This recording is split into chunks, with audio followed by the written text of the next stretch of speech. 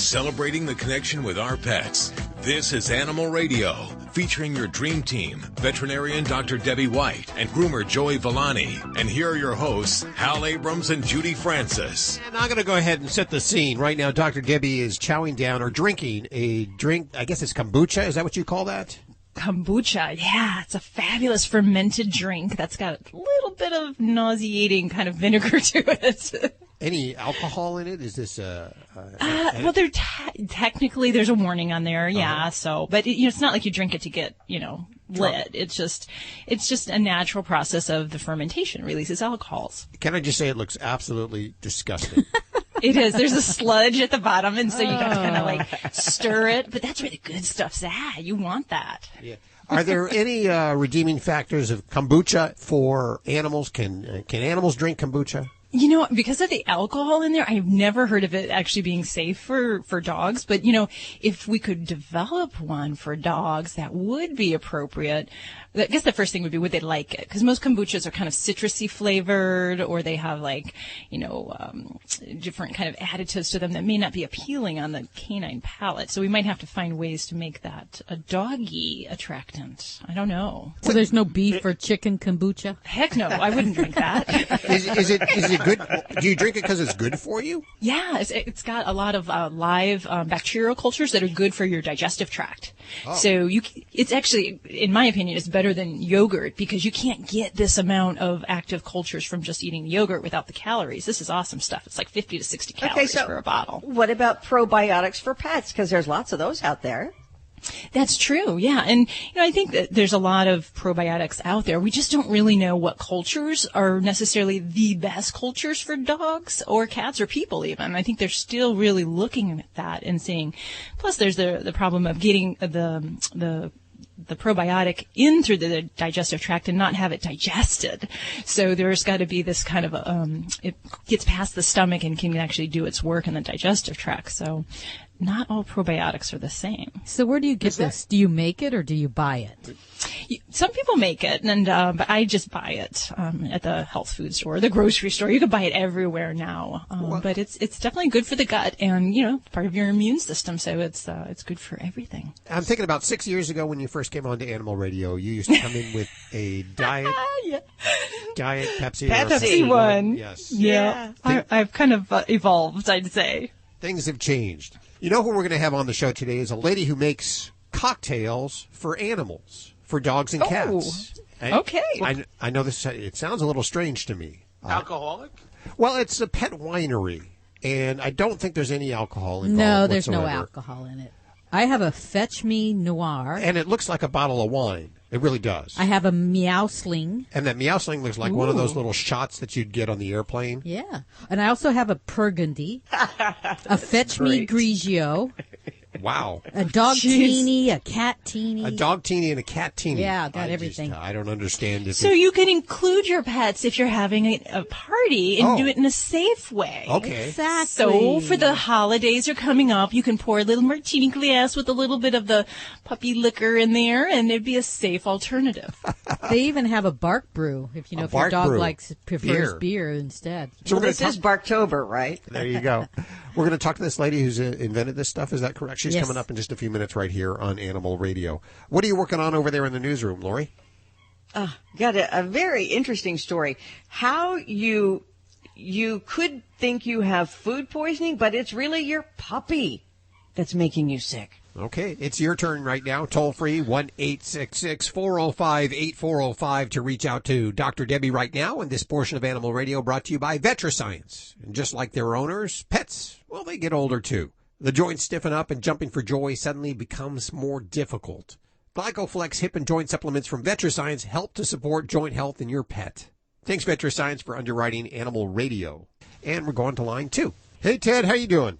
Hey, fine. How are you? Good. Where are you calling from today? I'm calling from Los Angeles. The L.A. area, listening on Coast. How can we help you? The whole team is here for you. Oh, thank you so much. I've got the problem with my dog. I've got a pit bull that was left me. That was somebody my daughter was going to sell, and she hadn't sold it, and I've had the dog for years now. And I can't get him to stop digging the backyard up. Every day, it's a nightmare. Okay.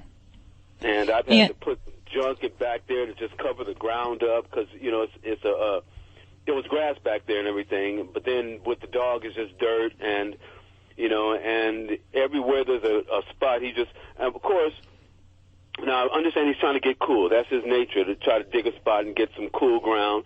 So I let brush grow up. Little wild trees are growing up to give him coverage and stuff. But every day, there's this digging thing, man. You go back there, you could break your ankle or your neck, with a new hole. And it's like, wow, how do I stop this? There's dust everywhere. I know it's just, what can you do? Okay, well, I think you got some great insight into, why he may be doing this. And the important thing to realize is digging is a natural instinct that dogs have. So can we stop it? No, we can't stop it completely. It's innate. It's something that they desire to do. And a lot of times there's different reasons why dogs will dig. You mentioned, keeping cool. So a lot of dogs will do that because your first couple inches of soil, it's actually cooler underneath there. So they'll do that to keep cool. Other dogs, I see some dogs where there could be problems with, say, little critters, whether they be mice or moles, and they're actually hearing things and picking up on things, smelling things, and so you kind of have to look at what potentially might be causing your dog to do that. And if it's just the solely staying cool, then we look at making alternative ways to keep our pet cool in an outdoor situation. Now, if it's something like the critters, you do your best to try to, pest control.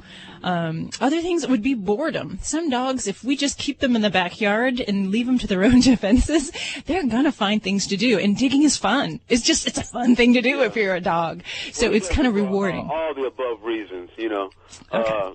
But the other thing is, I can't. Every time I put a collar on him and try to put a leash on him, he won't budge. He won't move. He's just stuck frozen. So I went wherever she got the dog from. It seemed like he had been traumatized or something because when I put a collar on him or a leash on him, he fights. And he's a pit bull. He's not a fighter. He has the instinct, but I've never let him fight. Okay, so he's not. He's a loving dog. He's got so much affection. Every time I come out, I get licked to death just to feed him. It's just like, wow, come on, dog, chill. Okay. Now, and does he pretty much stay outside at all times, or is he an indoor dog? No, he's not. Not indoor. Okay. All right. Well, I'm going to drop the bomb on you here, Ted, because in the situation you're in right now, it's going to be very hard to stop this behavior from him being destructive. Because the things that I really recommend, so when we have a dog that's having problem digging, number one is we don't want them to be unsupervised in the environment, because they're going to go dig and they're going to keep digging because it's kind of self-rewarding. So we try to supervise them, limit their access, and then so that may mean for some folks they may put cement down or maybe use fencing to kind of isolate off the parts of it. In an area where he can't do as much damage. Right, and then you can still have other times when you work on training in those other areas of the yard and supervising him. But if you're just not there, you can't expect to get a handle on this. So you do have to have some means to kind of control him there. Well, he doesn't do it when I'm looking. When I'm there, he doesn't do it. He's smart. Sure. Smart dog. Yeah. As soon as I'm gone, it's like, okay. And then he used to just sneak out the gate. I'd open the gate or something to take the trash out, and he would, but I've got control of that. I'd look at him and say, look, man, no. The other thing that I was going to mention is that, we could try to work on his activity level. It's tough if you got a dog that's not leash trained. So that would be something to maybe enlist the help of a trainer to get him comfortable being on a leash. But short of that, getting him to play ball in the yard where you're trying to wear him out. Some dogs love swimming, doing other athletic things, catching frisbee. I wish I had that big of a yard. I put an organic garden back there, but I can't. Well, and that was going to be one of my other things is there's things we can do as people that worsen this problem. So number one is if you have a problem dog with digging, never garden in front of them. It sounds silly, but they learn by watching us. That's so yeah. And then we also, I'm gonna dig over here. Okay. And then, there's a lot of folks that sometimes will use things like manure or bone meal in their yard if they are putting plantings down. So you want to put his own poop in the hole, and that helped for a while. Yeah, and that was actually going to be one of my suggestions is if there's just a few spots. But he finds another spot, and I just can't. All over. It's like wow. Okay. Yeah. So some of the some of the ways that we can try to deter, if it's just like maybe a few token areas, would be to put their feces in there, or you can actually take chicken wire and bury that a few inches under the ground and put soil on top of it. And it's just a mild deterrent in a select area. So it can't, you know, obviously you can't chicken wire your whole yard, but that can be one other solution there. And then, you know, I do have some people that can have great success with giving the dog a proper outlet where you want him to dig. So rather than say, let's take this instinct and shut it off, which we know ain't going to happen, let's give you a good spot to do this where we give you treats and we reward you for doing that. And a sandbox, or maybe like a kiddie pool that you put dirt in, and then periodically kind of bait it with toys or treats underneath that. And then you have to reward him. You know, you can't just leave it there. You have to give him some kind of reward for using that location for digging, and the idea is he learns that this is where I'm going to do this and have fun, and those other areas are, you know, I don't get anything out of it. So, but it does take you kind of taking the lead and being a supervisor on this project. Okay, all right. Well, those are helpful suggestions. I'm going to try something. I got to keep trying something. Absolutely, and I don't want to get rid of him. He's a good dog. He's a good family dog. You know, he's not aggressive like that.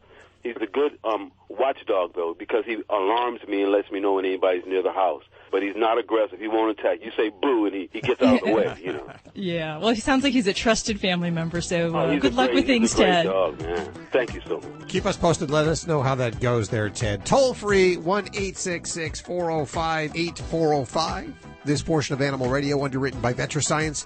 Give your pets the extra support they need. From Glycoflex joint support to Composure for pet stress, VetraScience has the supplement for all your pets' needs. Thank you, VetraScience, for underwriting Animal Radio. Those big, scary storms can be terrifying for your pet, and we know that when they're stressed, so are you. Take good care of your buddy with VetraScience Composure. VetraScience Composure helps ease anxiety for pets caused by storms, travel, and owner separation. It won't sedate them, and your pets will love the taste. Also, try our Glycoflex for hip and joint health, as well as multivitamins and probiotics. Find VetraScience supplements at your local pet store, Petco, or your vet. Learn more at vetrascience.com. Hi, this is Betty White. All us animal lovers love Animal Radio. Please help every way you can to make life better for our animals. We are just moments away from talking to the lady at the pet winery that makes non-alcoholic drinks, cocktails for your pets. Mocktails, I believe is what they call them. Barktails? Barktails. I've actually sampled right here the Burgundy wine. This is a wine, cat wine. Of course you would. Yes, of course. I certainly want to know what my pet is drinking before I give it to them. As soon as I'm done with it, of course, I'm going to share it with all my cats, if there's any left. It actually tastes pretty good. What is that, beet juice? What is that? Do you know, Judy? It's on there, but I don't know if that's... It's salmon oil, catnip. Wow. No wonder you like it. It is good. You are part cat. I am. It's the weed he likes, isn't it? I think so. Well, you know, that's why Dr. Debbie's drinking the kombucha. She just loves grass. I don't know where you get this stuff. We are all rotten today. Yes, we are. Coming up, got a story on some research that's coming out about how we are with our pets. So, American pets, are they getting bigger or smaller? We'll tell you about that. And who is a more progressive pet owner nowadays? Who's catching up? Men or women? Ooh. I like it better when women win, so consider that. Really? So do I. Women always win. So what's your point, Joey? They're fairer sex. You guys always win. It don't matter. You win always. Yeah. Hey, Debbie. Hi, how are you? How are you? Good, thank you. Thank you for taking my call. I have a question for Dr. Debbie. Okay. Just to give you a little brief history, I have an 8-year-old pure black shepherd named Z. Since she's been spaded, she's been a very picky eater. She looks at food as if it's poison at time, even if it's a steak. Recently, within the last 5 months, I've been separated, and she's been back and forth. And in that duration, about a month ago, she had to have a toe removed due to cancer. And now I notice she's becoming very nervous. Obviously, then the eating situation has gotten even worse. So I'm asking your advice on, even if I cook food for her, I have to hand feed her. and forget mixing dog food with her. And I'm concerned for her health at this point. So any suggestions on how to get her to eat or go back to dog food? Well, I guess you mentioned that she's a bit anxious now. Has she always been an anxious dog? Not as bad as she is now. I like where I'm staying right now, there's a yard, and she loves being outside, and I can't get her to go out there unless I go out with her, you know. She's jumping at every little wind that blows and branch that falls, and so I think it has to do with the situation, you know, on top of her being sick and back and forth to the vet for the last 2 months, so... Oh, yeah. Now, I guess whatever it takes for her to eat as she's recuperating from an illness, those situations I'm pretty liberal. And, you know, we have to feed the body. So, you know, if the appetite is off because we're on medication or we're recovering from an illness, you know, first and foremost, we want to feed the pet. And then if we're established and we're in a healthy body state, then we can talk about playing a little tough love and, you know, whether or not we need to focus on just getting onto a dog food or just entertaining her appetite quirks, if you will. I don't mind cooking for her, but how do I know what is appropriate balanced meal, I guess? You won't, and that's the problem. Okay. Is that even myself, I can't tell you how much chicken to mix with rice to add a supplement. It is a very complicated thing as far as creating a balanced diet. Now, a lot of people can say they cook for their dogs, but is it really balanced? And that's really for a veterinary nutritionist to say. So I guess my first concern is, you said she had some bone cancer in her toe. I would want to make sure we really have a clean bill of health and that everything is okay. They felt they got the whole thing, that it was, they felt they got the whole tumor, that it was confined. Okay. And, you know, there are some varieties of bony tumors that can spread. So, you know, it's always a wise thing to check chest x-rays, make sure we're really good all the way around. And if we are, and she's being fussy, you know, I would still like to see you get some kind of a dog food in her. If she's opposed to that and she would prefer human variety foods, then I kind of go meet them halfway. And I will go for a gravy style or a stew style. Things that look like human food, smell like human food, but yet we know are balanced for dogs. If she continues to still not eat for you, I'm still going to be concerned that there might not be something right in her medical world. And that will be my first thought that I'm going to go back to. If she doesn't eat and we think she is healthy and that she is cancer-free, then if she doesn't eat for the day, I'm not going to panic. Now, if you want to try doing some home cooking, a good resource to look into is actually, there's a book by a doctor, Dr. Strombeck, and it's the Home Prepared Dog and Cat Diets, and it gives you more specific guidance on amounts, different ingredients, and then different health conditions that we might need to feed for. So that might be a resource to check out there, Debbie, and see if you want to go that route. Yeah, I appreciate that very much. Okay. And what do you think about the situation? You think back and forth is okay for dogs? I know kids do it, so. Yeah, you know, as far as with the divorce situation, right? Yeah. Okay. In many cases, it is fine. I have had dogs where this is a big upset for them, that it takes them a while to readjust to the change from going from one household to the other.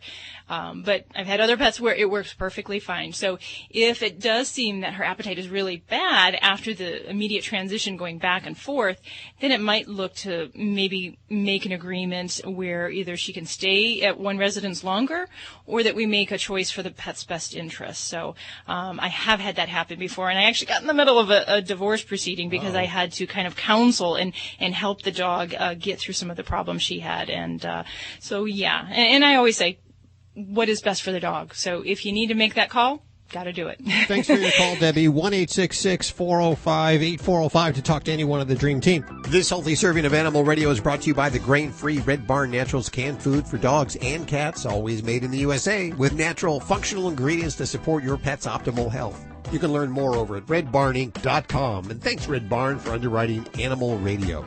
You're listening to Animal Radio. Call the Dream Team now at 1-866-405-8405. Hi, this is Jamie Farr, and you're listening to the Animal Radio Network. And remember to spay and neuter your pets. People say less is more. At Red Barn, we think less is better. It's what you won't find that sets our natural premium pet food apart. No byproducts, no corn or soy, no fillers. Just the natural ingredients your pets need to live the healthy life they deserve. Look at the label. We want you to. Red Barn Naturals Pet Food. Simply the best. Find it in your local pet specialty store. Try our grain-free rolled food. It's protein-packed with less risk of food sensitivity. Hi, this is Ed Begley Jr. on Animal Radio. Live simply so that others may simply live. This is an Animal Radio News Update brought to you by Fear Free. Fear Free takes the pet out of petrified and puts the treat into treatment. To learn more and find a certified Fear Free veterinary professional near you, visit fearfreepets.com. I'm Lori Brooks. Before we start this first story, let's do a quick science refresher. Very quick. Okay. Campylobacter. Sound familiar? No. Can't say what I did. It's a group of bacteria usually associated with food poisoning. Oh, yeah, I was going to say that. Campylobacter comes from the feces of warm-blooded animals and poultry that people eat. So a dog is a warm-blooded animal, right? So we're including that here. Campylobacter is usually killed by cooking and hand washing. So, pretty simple. Just, think food poisoning. But when you hear about the Campylobacter outbreak associated with puppies sold at Petland stores, it's the humans that have handled these puppies that are getting sick. Kind of strange, huh? No cows or chickens here. But so far, more than 55 people in 12 states have been diagnosed in this outbreak, which is so serious that at least a quarter of the patients have been hospitalized. And now the Centers for Disease Control knows why this outbreak is so severe and really kind of different. These puppies are infected with Campylobacter that is antibiotic resistant. So when the people who handled them got sick with gastritis, stomach cramping and vomiting and diarrhea, the typical antibiotic pills that kill the bacteria didn't work. So states that have been linked to this outbreak are numerous, including Florida, Kansas, Maryland, Missouri, New Hampshire, New York, Ohio, Pennsylvania, Tennessee, Utah, Wisconsin, and Wyoming, with, by the way, Ohio having by far the majority of these cases. And of the 55 people we know that have been infected, the CDC says 14 of them are actually employees of Petland, and 35 people either recently purchased a puppy at Petland, visited a Petland store, or have been in a home that had one of those puppies before they got sick. So most people with a Campylobacter infection develop symptoms about 2 to 5 days after they're exposed to that bacteria. Symptoms usually last about a week, include what could be bloody diarrhea, and often is, fever, stomach cramps, nausea, and vomiting. Think about the last time you had food poisoning like that. So, yeah, like many health problems, Campylobacter can be very dangerous for the very young, the elderly, pregnant women, and those with a weakened immune system. Here's what you need to know to stay safe. The CDC recommends that everybody wash your hands thoroughly after touching dogs, touching their poop, or their food. Now, not that you go around touching the poop, but do be aware that dog fur can have microscopic Campylobacter bacteria on it. All of it's pretty much microscopic, but it can be on their fur. Pick up poop and throw it away, especially in areas where children play, and contact your veterinarian if you notice any signs of illness in your puppy or dog. Any questions? That sounds like serious stuff. I guess stay away from Petland. But you know what? Right now, well, they were kind of, the CDC came out with their warning, and then Petland said it's not proven that the Campylobacter outbreak is linked to them. But the CDC says, yeah, it pretty well proves it. When 14 of your employees have it, and that's 14 employees in 5 different states. Mm-hmm. So that kind of seals the deal. Yeah. All right. Millennials, or Generation Y, those who were born between 1982 and 2004. They are so fast changing the world of pets. And there's a lot of new research out on millennials and their pets because, frankly, they're the ones who are driving all of this change in the pet world because they are the future of most of the money that'll be made by those who are doing all this research. So here's some of the latest of what's been found. Our pet dogs are getting bigger. 50% of millennials now own a medium-sized dog, compared with 34% of owners who are in an older generation, like baby boomers say. New York Times did an article, it was a long time ago, and it was called The American Pet. And they showed the American pet from 1960 all the way, when I read the article, I think it was like 2005. And they showed how things changed. Now, it's funny because it was like me growing up in my household. And we were pet lovers. But if you look at, how we treated our pets then as a pet lover, it was almost borderline abusive as of today, right. Because the pet stayed out on a leash, outside a long time, wasn't allowed around the dinner table, wasn't allowed on the bed. And, he was fed and taken care of, but not, today, you see a pet on a leash in the backyard, you're calling somebody saying that dog is out there. And then it became where, mom and dad, both had to work and less kids, more pets. And then, now we're buying pets, expensive toys and gourmet foods, and they're sleeping in the bed. And it's just a total turnaround. Pet ownership is becoming more balanced now between men and women. More millennial dog owners now are male, almost 40%, compared with older dog owners, about 30%. And more millennial cat owners these days are male as well, 46% of them compared with older cat owners. And according to the American Pet Products Association, millennials are now the largest segment of pet owners, bar none. And research shows they invest more time in their pets, evaluating their pets' needs more thoroughly, and thus spending more money.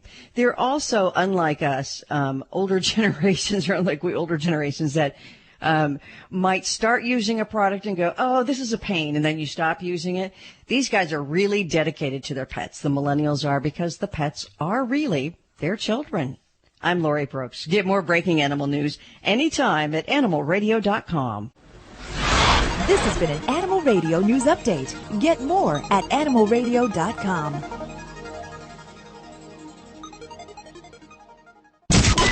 Hey folks, this is Jackson Galaxy. You're listening to Animal Radio. Please do everyone a favor, spay or neuter your animals today. You're listening to Animal Radio. Call the Dream Team now at 1-866-405-8405. This portion of Animal Radio is underwritten by Brilliant Pad, the world's first self-cleaning dog potty. It automatically replaces a soiled pad with a fresh one, so your home stays clean and odor-free. With Brilliant Pad, you never have to see, touch, or smell the yuck again. Learn more at BrilliantPad.com. And thanks, Brilliant Pad, for underwriting Animal Radio. Hello, Animal Radians. It's Robert Semro, your Pet World Insider, here with this week's Animal Radio list. The biggest reason your pet may be obese. Now, I know we've all heard about the pet obesity epidemic by now, and it's scary to think that the numbers continue to grow each year. Nearly 59% of cats and 54% of dogs are considered overweight or obese. Now, this probably shouldn't surprise us, but it does. And it's a huge problem that has to be addressed because of its overwhelming negative ramifications to our beloved pet. Now, some of the many issues that arise from overweight and obese pets include reduced lifespans, reduced quality of life, chronic inflammation, orthopedic disease, kidney dysfunction, cancers, and so much more. In fact, we're seeing illnesses that most pet parents are surprised to hear that pets can actually have, including pet diabetes and high blood pressure and so much more. But if you think about asking the body to overwork itself every day, it's easy to understand that every extra pound adds extra problems. So how do you know if your pet is overweight or obese?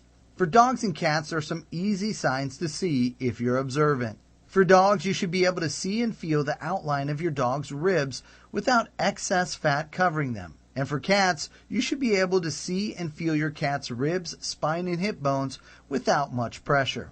And from above your dog or your cat, you should be able to see their waist clearly defined. And from below, you should not see sagging. Now, there are many factors as to why your pet might be overweight or obese. And they include pets' natural factors like genetics, breed, sex, age, and whether or not they've been neutered. All of these things can have a huge impact on your pet's potential for obesity. But then there's the biggest reason that your pet may be obese. And I know we don't want to hear it, but it's the truth. The biggest reason your pet may be obese is you. From food choices to the amount of food and treats to exercise habits and more. It's heartbreaking to admit because more times than not it's done out of love or just not knowing. We can greatly impact the health and well-being of our pets with better nutrition, better exercise, and better understanding. So take a minute for the sake of your beloved pet and assess what stage is your dog or cat at. And I can't stress this enough. Whatever you do, it must be sustainable. Doing something for a week or two just isn't enough. And if you're not sure where to start, look for a pet nutritionist, a pet exercise group, or other resources who are out there and only too happy to help you get your pet back into better shape. Don't be the biggest reason that your pet is obese. Be the biggest reason that your pet lives a long, healthy, happy, and fulfilling life. Share your ways to a healthy pet stories on our Animal Radio Facebook page. You're listening to Animal Radio. Find us at animalradio.com. Log on, learn more. Hi friends, this is Dr. Marty Becker, America's veterinarian.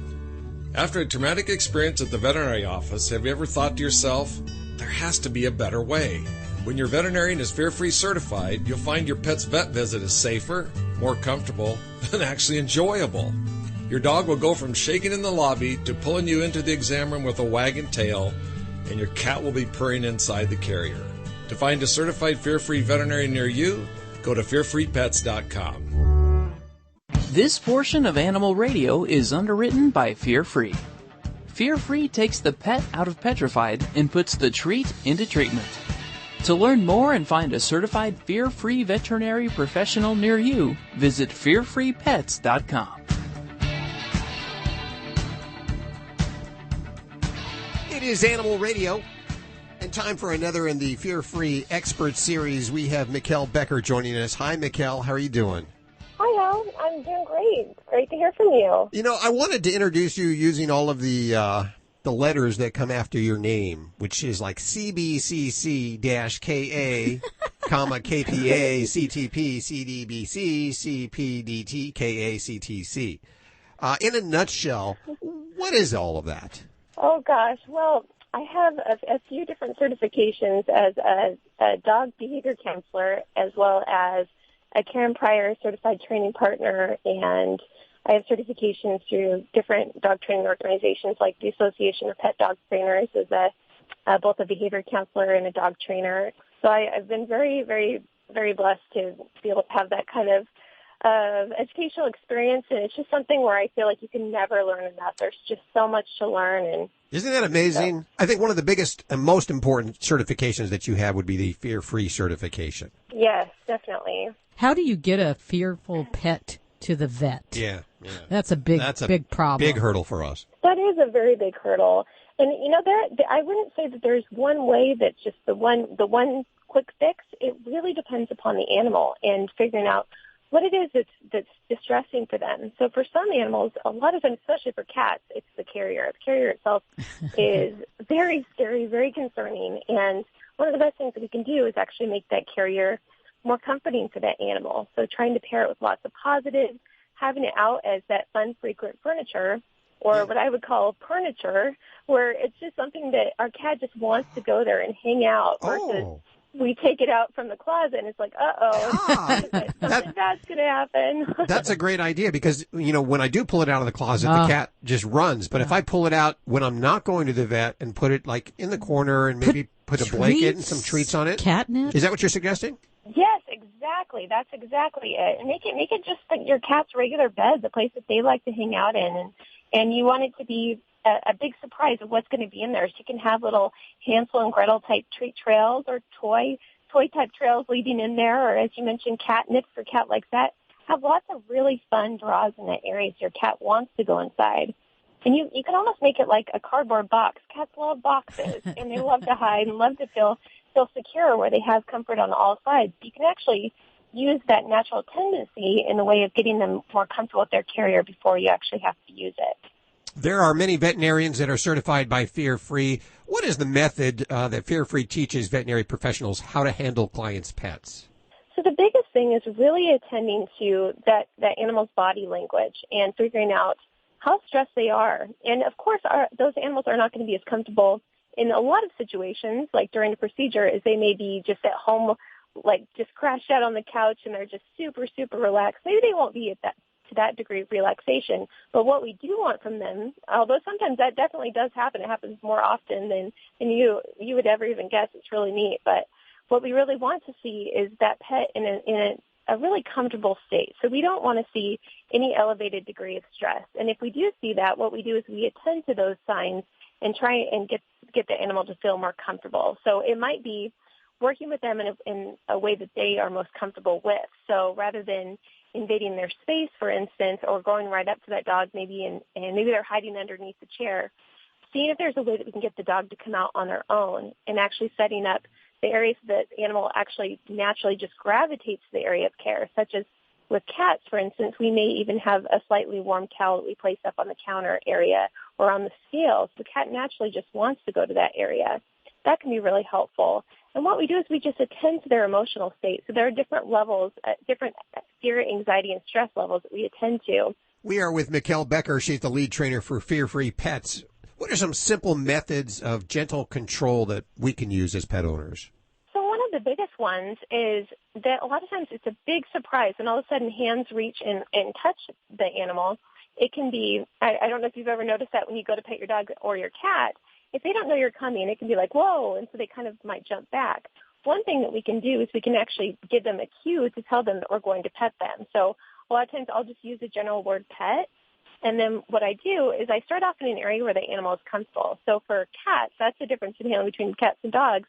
Cats, I'll usually go towards their cheek area and put my hand out and let them naturally rub into my hand, or start in a more neutral area such as right up behind their ears, for instance.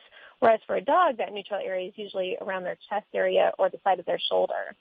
And once we've initiated that first touch, and a lot of times we're giving treats with it, so we're making it a positive, then we can start to slide to those other areas that we want to handle. So rather than just immediately going for your dog's paws or your cat's paws for a nail trim, instead what we can do is we can use our cue words such as pet and start in that comfortable area where the animal is okay being touched, and then slide down to that other area versus putting our hands off and on the animal. You want to almost think of it like a massage, where the masseuse keeps one hand on you as they do the massage. And so it's less of a surprise when they move because you have an idea of where they're going. Just like how you would handle a horse or walk around a horse, we keep your hand on them. We can do the same exact thing with our dogs and cats, and it's very helpful. And it's less of a surprise, more predictable, and we can make it a big positive for them. Great ideas, great tips. Can we find more at the website? Absolutely. Go to fearfreepets.com and fearfreehappyhomes.com. And we put links to everything you've heard on today's show over at animalradio.com. Thank you so much, Mikkel, for joining us. Oh, thank you. It's such a joy. I love it. We're going to head back to the phones for your calls toll free at 1-866-405-8405 next. This portion of Animal Radio was underwritten by Fear Free. The veterinarian isn't typically thought of as your pet's favorite place to go. With Fear Free, that all changes. To learn more and find a certified Fear Free veterinary professional near you, visit fearfreepets.com. All dogs should eat a pH-balanced alkaline diet. An alkaline diet reduces health risks and can also reduce scratching, shedding, and hot spots. So does this mean you need to check your dog's pH balance? No, because Canine Caviar has created the first and only alkaline dog food that is pH balanced. It also has the highest metabolized calories. What does this mean? Your dog needs to eat less. Get a healthier dog and save money with Canine Caviar products. Find them at your local pet supply store or online at caninecaviar.com. Celebrating the connection with our pets. This is Animal Radio, featuring your dream team, veterinarian Dr. Debbie White and groomer Joey Villani. And here are your hosts, Hal Abrams and Judy Francis. If you just tuned in, you are so lucky. This hour, we're going to talk to the lady who's invented dog wine and cat wine. She has a pet winery. In fact, that's the name of her company, is called Pet Winery. And she feels that, you should sit down and enjoy a cocktail, an adult beverage for yourself, and one of these with your pet. It now, provides... do you get down on the floor and lap it out of the bowl too? Absolutely. It's a great bonding experience. Okay. Absolutely. I don't think so. No way. What do you mean you don't? Oh. I'm not going to get on my hands and knees and drink it like my dog's bowl at that level. Well, what do you expect them to sit up at the bar stool? I agree with Debbie. Yeah. We had a cat that would sit at the table on his little bar stool. We put his bar stool at the table, and he'd sit there every night. I'm just trying to encourage bonding with your animal. That's all. If you're on all fours on the floor, if they're up at the bar stool, wherever it is, this is a great way to share, like an after hard day at work or a hard day bone finding. Hard day of digging. But you're the one, Hal. Hard day of digging. That cat licky sticky tongue thing for bonding. So. Yeah, that too. It's right up your alley. I still use that. It's right here in the studio. The little cat tongue, I put it right on. This is great. What I'm going to do after the show later today is put the cat tongue on, give the cat a little licking. And then... While they have their cat teeny. Oh, that's really troubling. That's all I can say. Troubling. Oh, you folks, you love your animals just as much as I do. And you probably do crazy things that you don't admit to it. Especially you, Dr. Debbie. So what's your point, Hal? So we're going to talk to the lady who's invented this pet wine this hour right here on Animal Radio. And we're also going to take your calls. Up next, toll free at 1-866-405-8405. And then we're just about 20 minutes or so away from a check from our Animal Radio newsroom with Miss Lori Brooks. What do you have for this hour? Well, we used to talk about, we heard this a lot, caregiver burnout, when we're taking care of our elderly parents and things like that. Uh-huh. Now we have, like everything, research has moved into the pet world, and what can happen to you? What are the effects of you taking care of a pet that is unwell? We'll find out. I think I may know. I do too. Yeah, I think we've all been there, done that. Okay. Still doing it. That sounded like a little kombucha burp that you had there. Excuse me, I was trying to be discreet. I'm a lady. Every bit a lady with some great ideas. In fact, we were just talking about how we have 4 lines in the studio. So we go to lines 1 through 4, but you were thinking we should change it up and either increase the numbers or give them, what was your idea? Well, I think we just need to be a little bit more math conscious because, it's all about science, technology, and math. We're trying to encourage today's youth in using those science and math skills. So why don't we just kind of add extra numbers? So we'll do multiples of 4. So next week we'll do 5, 6, 7, 8 will be the lines, and then we'll go up and up and up in the numbers, and we'll get up to something like 57. And then we got to figure out which line it is by doing our math skills. So we're encouraging next generation's youth in science, technology, and math.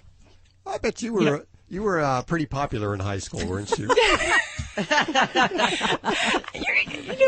I was actually interviewed not long ago for an interview about veterinary medicine, and it was for the STEM group that encourages children to get involved in all these different areas. And I'm very passionate about it. I've always been kind of a geek. I love this stuff. That's why I am what I am. So maybe I wasn't the cheerleader or the most popular, but I had a blast, and I love learning, and I love what I do.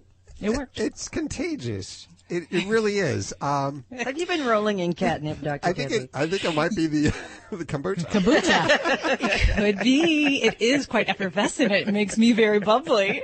Next week we're gonna do algebra questions before we go on air. So we're gonna have a lot of fun. Oh, that's so cool. Oh, that sounds like fun. Hey, if you want to talk to Dr. Debbie right now, here is your chance. Save us. 1-866-405-8405. She knows anything about your animals.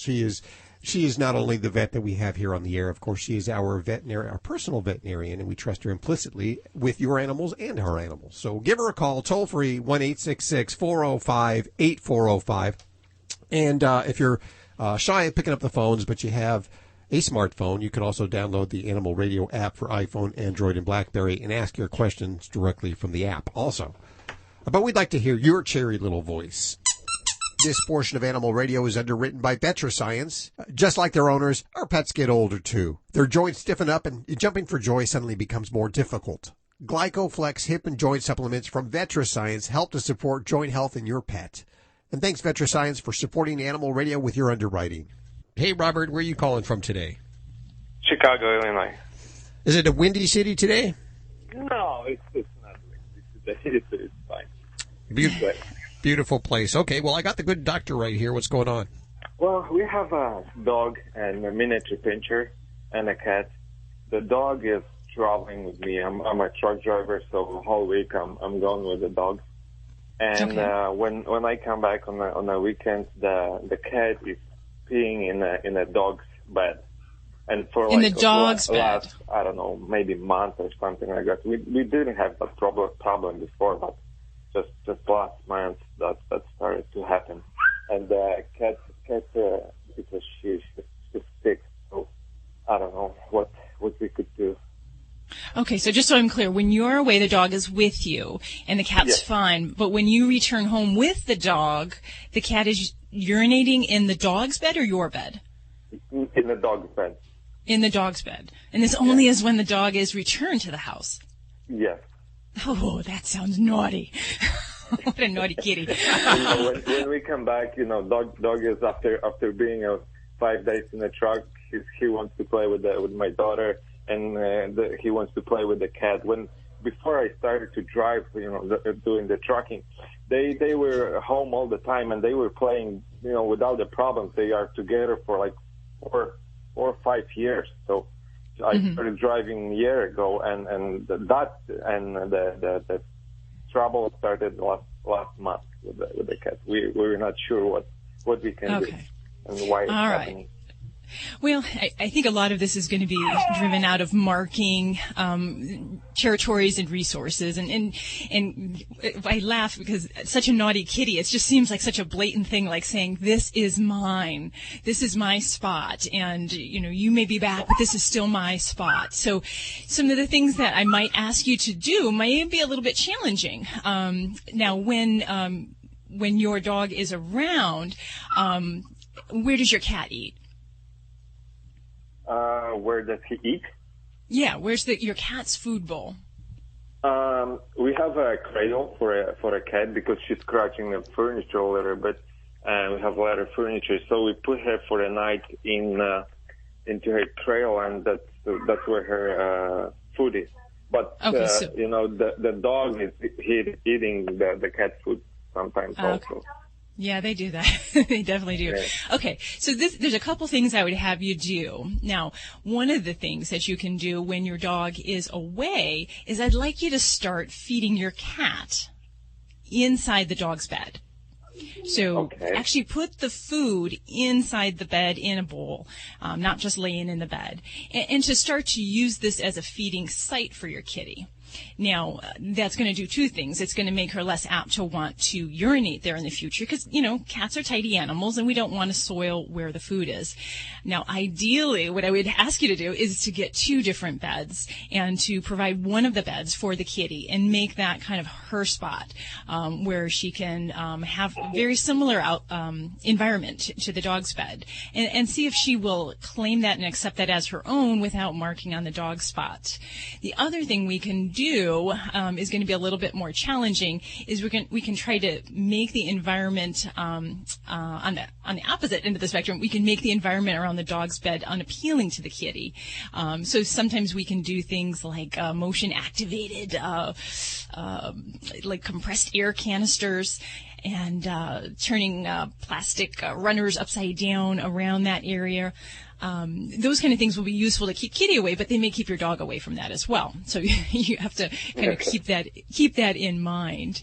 The other thing that I'd really ask you to do is to pick up some kitty pheromone diffusers. Now, these are plug-in dispensers that don't give off smells like lilacs and vanilla, French vanilla. They're going to give off a scent hormone that you cannot detect, but cats can, and it can help kind of calm them. And when we're having some territorial or cat behavior issues, it's something we like to use in the area where the problem is occurring. So in the zone where the dog bed is. And that would definitely be something that I would like to see you try. And then also making sure that the kitty's food is out of dog's reach, because we don't want to create any other competitions. If kitty feels like she's got to claim other resources in the house, such as her food, sleeping sleeping sites, all of that kind of stuff, it might make some more behavior problems more likely. So make sure that food is elevated for Kitty where the dog can't get to it, and then also give her some other sites where she can kind of perch and look out and look down on her subjects, especially the dog in the household, because cats like to get up high, and she'll feel more secure and she'll be less apt to need to feel to mark her territory.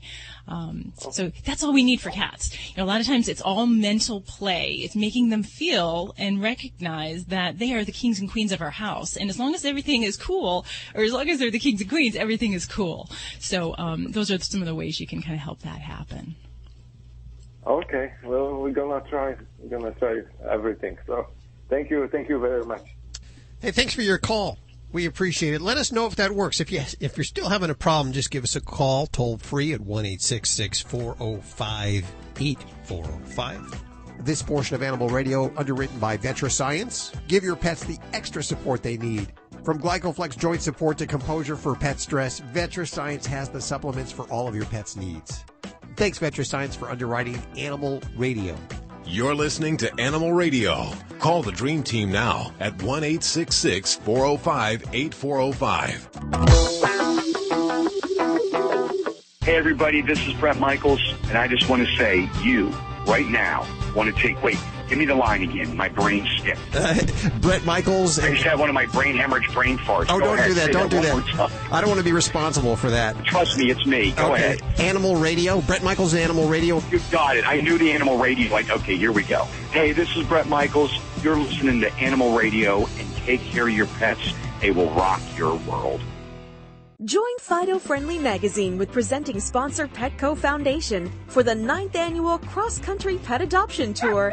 Get your licks on Route 66. Brought to you by media sponsor Animal Radio, car sponsor Legends Car Rentals, companion sponsor Evercare, and safety sponsor Sleepy Pod.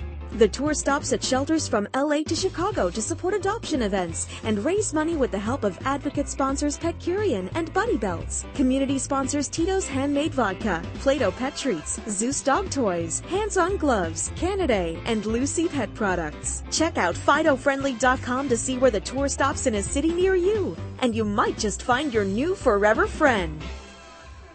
You're listening to Animal Radio. If you missed any part of today's show, visit us at animalradio.com or download the Animal Radio app for iPhone and Android. It is Animal Radio. This is where we celebrate the connection with our pets.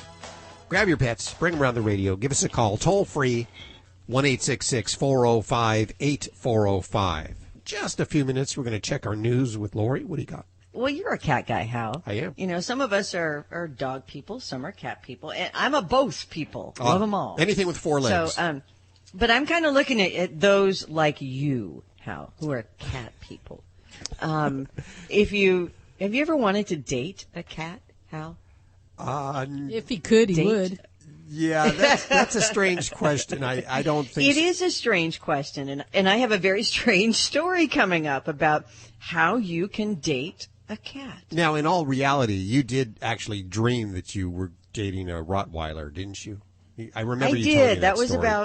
probably about 20 years ago. Really? Have any of you other ladies had dreams of dating animals? No. That's okay. No. Oh my God. But I love that dog. Elway was his name. And when I would show up, this was my friend's dog, I would show up and they would say, Elway, your girlfriend's here. And he would come out with that smile on his face, kind of trotting out, that looked like he would, if you didn't know him, you'd think he was going to eat you.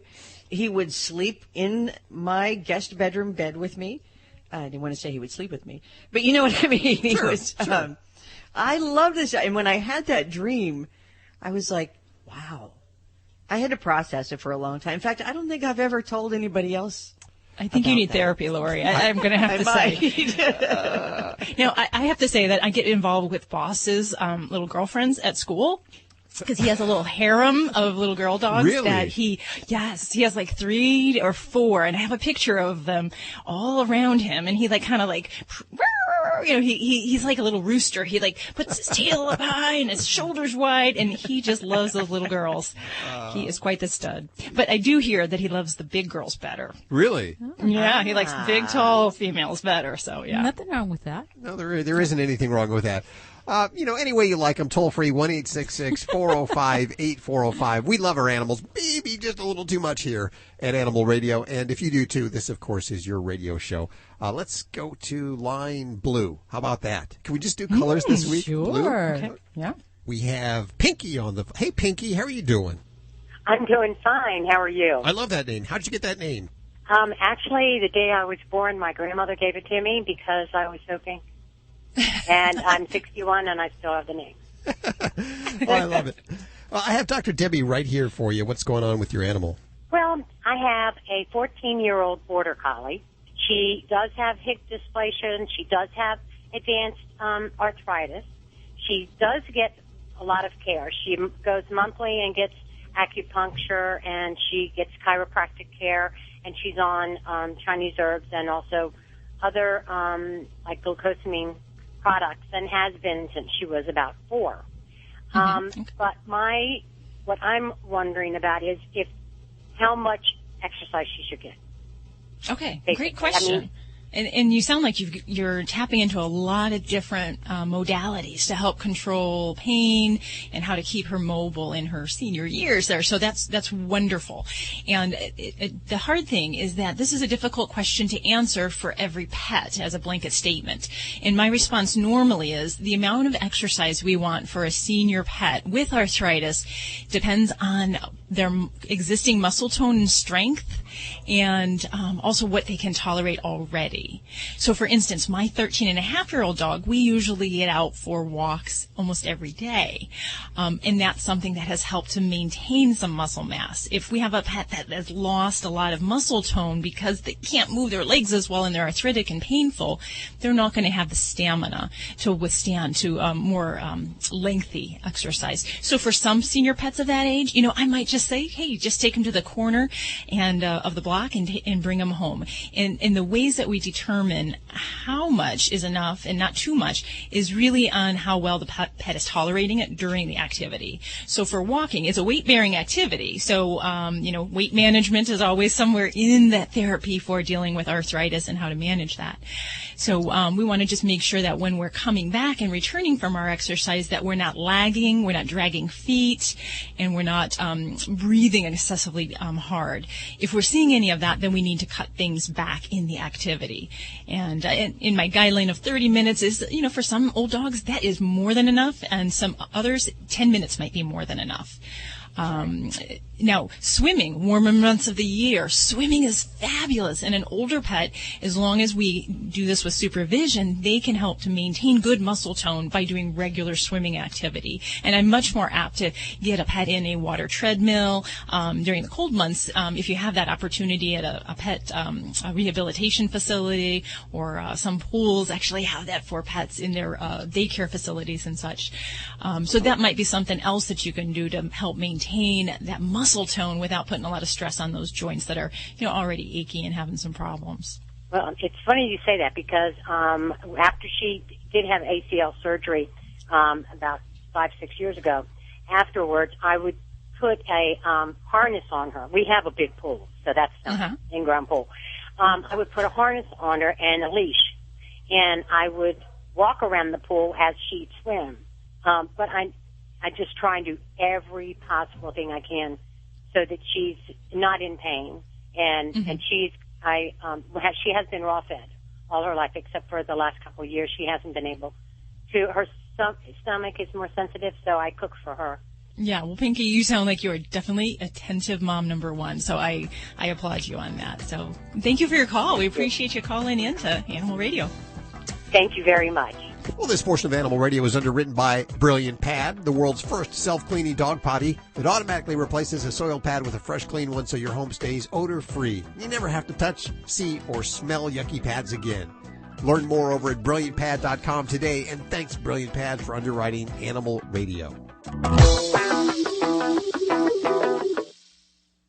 Those big, scary storms can be terrifying for your pet, and we know that when they're stressed, so are you. Take good care of your buddy with VetraScience Composure. VetraScience Composure helps ease anxiety for pets caused by storms, travel, and owner separation. It won't sedate them, and your pets will love the taste. Also, try our GlycoFlex for hip and joint health, as well as multivitamins and probiotics. Find VetraScience supplements at your local pet store, Petco, or your vet. Learn more at vetrascience.com. I said enough! Hey gang, this is the Money Man, Eddie Money. Make sure you spay to your pets and keep the dial right here to Animal Radio. It's the greatest station in the world.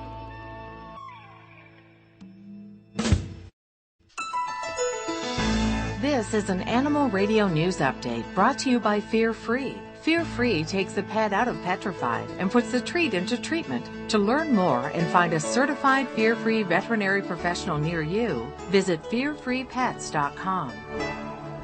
I'm Lori Brooks. Hey, have you noticed? I know I keep seeing a lot of commercials on TV about, dating sites and like pet lovers looking for other pet lovers and how they want their dog to be included in everything. I love that. Mm-hmm. But, they are included in everything. This is where this story comes in. It's called Perfect Date. It's actually a new visual novel, okay, that is a dating simulator and also a dark British comedy, all in one game. It's an online game for cat lovers. So, Hal, I know you're a cat lover. Uh-huh. Now, if you were to play Perfect Date, which is Purrfect. Of course. Date. Yeah. Your role would be to play the human who has been hired to conduct research on Cat Island. Now, it turns out that the cats on the island can talk, and they need your help. So here's the twist. There are 6 cats on this island that you can date. Okay. I said date. You can date. When I read this, I'm like, this is crazy. But it's a total experience. As one reviewer said, the cat date was not as creepy as she had thought it was going to be. She said it's not sexual, but more about building an intimate relationship. So if you're still interested in Perfect Date, it will be available online this winter. Oh, I can't wait. There is some new research out that shows if your pet is unwell, it can make you unwell, leading to depression, anxiety, and a poorer quality of life. It's pretty much the same problem that was previously found in the human world, known as caregiver burnout. You probably heard about it. They now call it caregiver burden.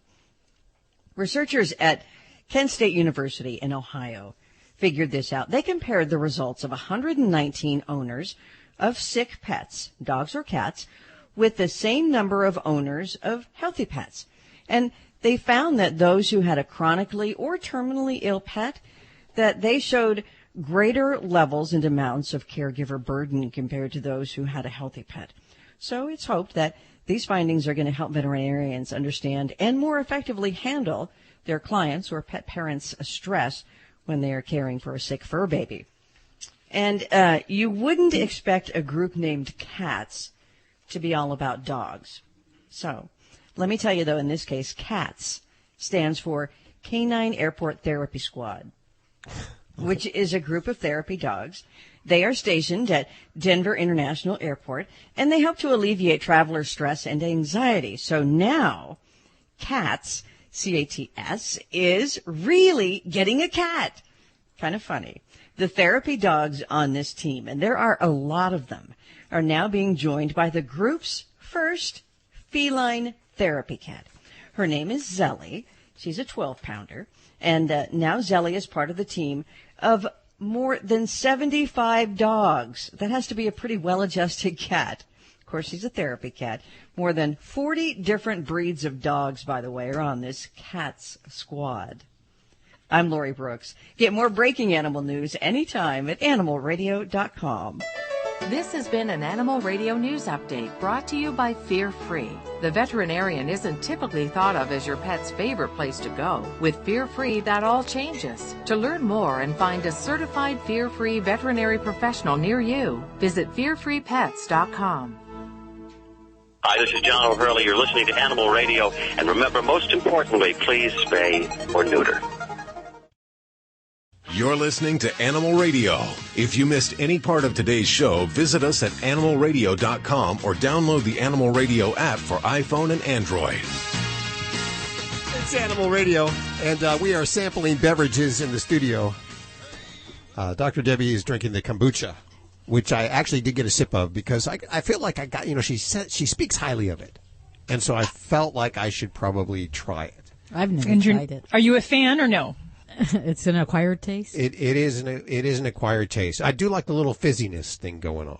Yeah, I like it too. Is that seltzer? No, it's actually the fermentation itself that produces kind of this bubbliness. Some of them are more so than others. I've had the unfortune of opening these in my office actually sometimes, and it'll like explode all over. I have to do it over a sink because the effervescence is so robust. If you kind of move it around and shake it at all, it'll just go crazy. And you say there's maybe a little bit of alcohol in there from the fermentation process? Yeah, there is a small amount. So there's warnings that, technically, would you show up positive for an alcohol test? Possibly. So if you avoid alcohol because of religious beliefs or pregnancy, you're not supposed to drink it. So it's an excuse for you to drink on the job, really, isn't it? Yeah. And it kind of gives you that feeling that maybe you're doing something good for your health. And hey, I'm off the diet soda, so yes. Give me something. Yes. I'll I take do salute this. you for that. And much better than the Pepsi one that you used to drink every day. And I'm sure it's better for your teeth and your innards than a soda of any sort. Now, I'm drinking I just had a sip of the Burgundy cat wine. This is from the Pet Winery, and we have the brainchild behind this on with us. Taryn Nahm is joining us. Hi, Tara. How are you? Or Taryn. That's all right. Happens all the time. I'm well. How are you? Very well. So I got to say, the Burgundy is great stuff. It's not for you, Hal. But I like it. It has salmon oil and a little organic catnip in there. Sounds healthy. But no alcohol, right? Yep, no alcohol. Just a fun drink for your pets that's completely healthy for them as well. And I'm looking at your entire line here, which includes the dog teeny. By the way, they come in the bottles that look exactly like you would buy them for the adult human beverages. What made you decide to create a cocktail line for animals? Well, it all started with the wines. We actually saw wine for pets and figured, hey, you know what? We already have a lab and we didn't like some of the other ingredients and the other stuff that was out there, so we came up and formulated our own complete line of wines for pets. And me being a huge gin drinker, I decided, well, come on, they need some martinis too, and maybe to pop some bottles with some champagne. So the whole pet bar evolved shortly after the wines. Did this idea, was it spurred at all from the gin fest that you had, perhaps? Maybe. You never know. But it's all in good fun, and we see that the pet market, they just want, they're humanizing their pets just like I do with my cat at home. She's much more part of the family than anything else. So if I'm drinking a glass of wine or a gin and tonic, I might as well have my beloved cat Sadie drink along with me. Who does the taste testing here? Do you use your own cat, or do you pull in friends, families, animals? Well, we all taste the products ourselves in the lab, but to make sure the pets like it, yes, we pull from a wide variety of friends' pets and our own pets. So you could actually say that this product was safely tested on humans before we gave it to your pet. Yes, we could. That's a nice switch. Yeah. So I see you also have, besides wine, you have some beer for the dogs? Yes, we figured that a man's best friend also needed a brewski to go alongside with them. So for that man's best friend, we came out with Bark Brew in a couple different varieties. I'm just about to crack open the dog wine and sample it for myself. It has also salmon oil, but it also has organic bacon extract in it. Uh-oh. Which, it sounds yummy to me. We're going to try that on Ladybug, too, after I'm done with it, okay? Okay, you sample it first. I'm going to sample it first. So is there anybody else doing this? We have one competitor that is also doing it. They don't have, and they have a couple of their own varieties of drinks. However, what's unique about us is that we try to mimic the human beverages in their bottles as much as we can. So all the bottles look different in accordance to what the human beverages are. Where can people get the dog teenies and the dog wine and the cat wine, all of that? They can come to our site at petwinery.com and order directly offline. We ship next business day, which is awesome, so turnaround time is quite quick. Or they can go to our store locator, and we're located in about 120 different stores across the United States. Wow. Awesome. I'm going to go ahead and give away some right now. If you call toll-free, 1-866-405-8405. If you're a cat owner, you'll get some of the cat wine. If you're a dog owner, you'll get some of the dog wine and the associated other liquor. Where is the other liquor? You haven't been drinking it already, have you? I have it hidden at my desk. I do. I love the look of it, too. They're just so cute and so appealing. Make a great Christmas gift. Or stocking stuffer. Stocking stuffer, yes. Definitely. Well, Taryn, thank you so much for inventing this and spending time with us today. Oh, thank you so much for having me. I really appreciate it. I have a great time with our lineup.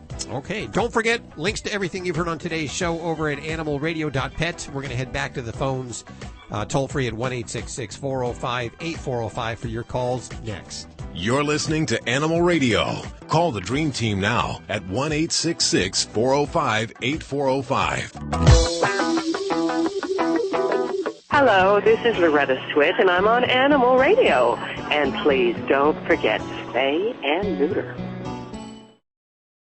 We can't tell you why canine caviar is the only alkaline-based dog food, but we can tell you alkaline is proven to minimize the risk of renal failure and pancreatitis, reduce scratching, cellular degeneration, and disease, keeping your furry friend youthful and healthy longer. And those are the reasons we can fit into this short commercial. But by visiting caninecaviar.com, you'll see exactly what we do to make a better food for your dog. Try the one and only alkaline dog food risk-free.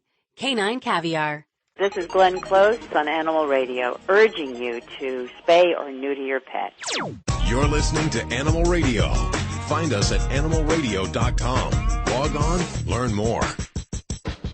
Dogs or cats, horse or emu, animals are people too. Wondering if your dog or cat is stressed out?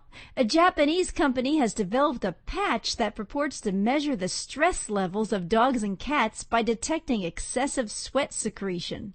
The patch is applied to the center pad of the animal's paw and changes color depending on how sweaty the pet is. The company, which makes a similar patch for humans, says it worked with researchers at Toyama University to study the sweat patterns of dogs and cats, which secrete sweat from their paws. Is it just me, or does this sound a lot like a mood ring? I'm Britt Savage for Animal Radio. Animals are people too. Animal Radio. Oh, what did he say? He said, we're all across the USA, the most listened to pet show today. Animal Radio, we're everywhere you go. Animal Radio. Animal Radio. Let's head on over to the phones. I believe we have Elise on the phones. Hi, Elise. How are you doing? Okay, how are you? Good. You're calling about a ferret. Is that correct? That is correct. We have a ferret about 2 years now. Don't know how old he was when we got him, and all of a sudden he just looks like a bag of bones. He seems happy. He bounces around. He eats like everything, but he's scrawny. Very skinny fella, huh? Well, Elise, I love ferrets. They're one of my favorite critters to see here at the office. So I just adore them. They're a lot of fun, but they are challenging because they do have some weird things that come up. And I know you said everything sounds like it's going along normal, but I'm going to kind of probe a little bit deeper here. You said you've had him 2 years. Now, what is he eating? What kind of food are you feeding? Usually the Marshall's ferret food, okay, or any so quality ferret food from the pet store. Okay, good. And as far as when he's running and playing, do you ever see any kind of problems with his mobility? Does he ever seem tired out or weak? I don't see him all the time. He's in my son's room 100%, but whenever I've seen him, he's just bouncing around, happy, just skinny. Okay. You know. All right. Well, the challenging thing is if I could put my little hands on him right now, there's a couple things that I would be doing. One is in any ferret, but particularly in a younger ferret, if we see them losing weight, we want to feel around and we actually check for the possibility that they might have eaten something that could be causing a problem. And I've seen ferrets eat anything from erasers to plastic toys to, gosh, you name it. They are very attracted to some different types of soft, rubbery things. So in a younger ferret that's losing weight, even if they're not even having outward signs, I'm going to look for some kind of foreign object. And in some cases, they can even develop hairballs to the size of an obstruction, and that can affect their food absorption and their ability to eat enough for what they need. Now, if I'm looking at an older ferret, there's going to be some other things that I would look at, and they are, unfortunately, very prone to some different types of aging diseases, some cancers. Some weight loss related issues, I would look at the problem with the pancreas that's called insulinoma. And this is something that I would pretty easily check. I would, get him into my office. We would ask him to not eat for maybe 4 hours, which for a ferret is, a long time because those guys are grazing constantly. But we would check a blood sugar, and that helps to see if we might have a possibility with an insulinoma, which causes low blood sugar readings. And that in ferrets can be something that can cause not only weight loss, but some other signs such as muscle weakness or troubles with the back legs or even some diarrhea. Then there's some other types of older diseases which, not to scare you, but, this is where a good, thorough veterinary exam is really important because we also look for types of things like lymphoma, which is a type of a cancer that ferrets somehow just love to get. So those kind of things I would be putting my fingers on them and feeling and looking, and we might even see about doing, like I said, the blood work or even an x-ray to kind of check those things out. But a skinny ferret is not a healthy ferret, even if on the outside he's telling you that by his actions. So I'd definitely get the little critter checked out and see what we can come up with. Okay, so bring him to the vet is what you're saying. Yeah, absolutely. And then I would say, be alert to those things as far as his appetite, making sure that when you feed him, he eats it. Watch his bowel movement so you can give a, kind of educated report as far as like in the last week, this is what he's been doing in his poops. Here's a fresh sample of the poop so the veterinarian can see that. And then, that may help kind of steer the conversation. And then, just be prepared. I'd, read up a little bit about the insulinoma and the lymphoma because those are really big ferret issues that we do see in the older categories. And, be armed with information. That is the best thing I can tell you because ferrets, they are a lot of fun, but they do kind of have their little eccentricities when it comes to health things. But I got to say, they are the best to watch. You probably enjoy watching the antics, I imagine. They're a riot. They're hysterical. But, I love all the animals. We have dogs, we have a cat, we have a ferret, We're just, the zoo of Pennsylvania. Well, that's what we love. People who love animals. So thank you so much for your call, Elise. Okay, it is time for us to get on out of here and try our dog wine or cat wine or dog teenies. Dog beer. Whatever. I think I'm going to invent the kombuchas for pets. I think that's a new line. Go. So go walk your dogs. Have a great day and have a great weekend. We'll catch you next week for more Animal Radio right here. Bye-bye. Bye. Gotta go. My date's here.